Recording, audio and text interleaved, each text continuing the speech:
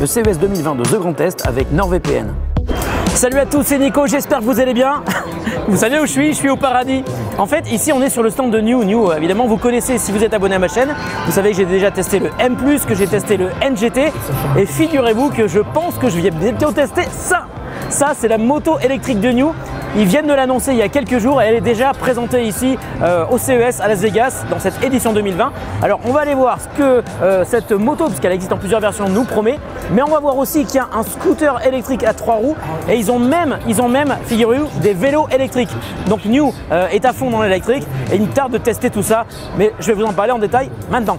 Alors comme je vous le disais, New, ce n'est pas la première fois qu'on en parle sur The Grand Est. Cette marque chinoise est même devenue numéro 1 dans le monde sur le scooter électrique. Alors si vous ne les avez pas déjà vus, je vous suggère de jeter un œil sur mes tests du M+, le scooter équivalent 50cc, et le NGT, le gros modèle, équivalent 125 cm3.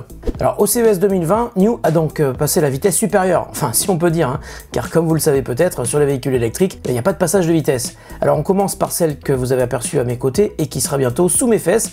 Pardon, mais c'est exactement ça. La RQi, il s'agit de la toute première moto électrique de la marque. Et pour rester poli, elle a vraiment de la gueule. Ses lignes sont très anguleuses et ne peuvent pas laisser insensible. Le carénage est en partie composé de carbone. À l'avant, le phare full LED vous rendra très visible, comme sur les scooters de la marque. La vitesse maximum en mode sport est annoncée à 160 km/h avec une autonomie promise de 128 km. Mais attention, il faudra évidemment se souvenir que tout cela est théorique et dépendra du poids de charge et de la température extérieure. Mais il faut savoir également que ces 128 km ne sont pas possibles si vous restez tout le temps en mode sport.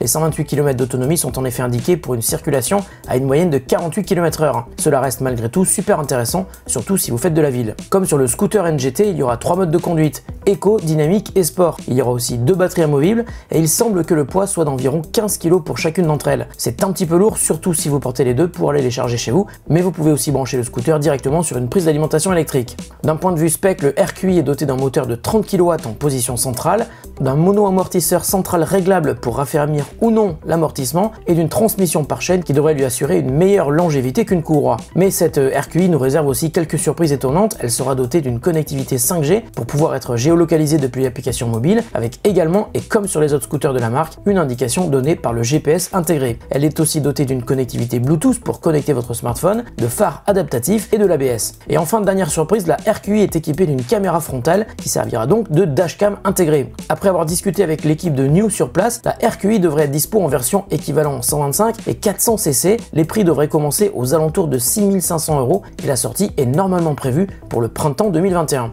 Mais New a aussi présenté 2 autres produits très intéressants. Tout d'abord le TQi, un scooter électrique à 3 roues et doté d'un toit. Lui aussi est équipé d'une dashcam, mais cette fois elle voit double. À l'avant, le système de double caméra permet aussi de simuler de la 3D pour assurer une conduite semi-autonome. Et à l'arrière, un radar anti-collision sera là pour vous avertir lorsque vous garez en marche arrière. Le TQi sera livré avec un régulateur auto-adaptatif et pourra même se garer tout seul. Le TQi est équipé d'un moteur de 10 kW, de 2 batteries amovibles identiques à l'unique batterie du M+, d'une prise de charge type 2, d'un airbag et d'un système de IABS. Il permettra d'atteindre une vitesse de pointe de 80 km/h et promet une autonomie maximum de 128 km à condition de rouler en mode vitesse dynamique, soit au maximum de 48 km/h. Pas encore de prix ni de date de dispo, mais le TQi devrait se faire remarquer face à la concurrence. Enfin, New a également dévoilé plusieurs vélos dont le Aero EB01, un électrique limité à 25 km/h et permettant d'atteindre 120 km avec l'assistance électrique. Il est équipé d'une batterie amovible qui se recharge en 4 heures, de pneus de 27 pouces et d'un système de frein Magura MT4E avec une puissance continue de 250 watts et une puissance maximum de 350 watts en crête. Il nous manque juste le prix de la bête pour estimer le degré d'intérêt de ce vélo. Sachez malgré tout qu'il sera fabriqué en Europe et devrait donc donner droit aux aides à l'achat de vélos électriques. Alors le truc simple, c'est que j'ai la moto, j'ai les clés, donc je peux me barrer et je ferai aucun bruit, personne va voir que je me barre avec. On essaye? Alors je préfère pas essayer parce qu'on est quand même aux US et la sécurité c'est autre chose que chez nous en France.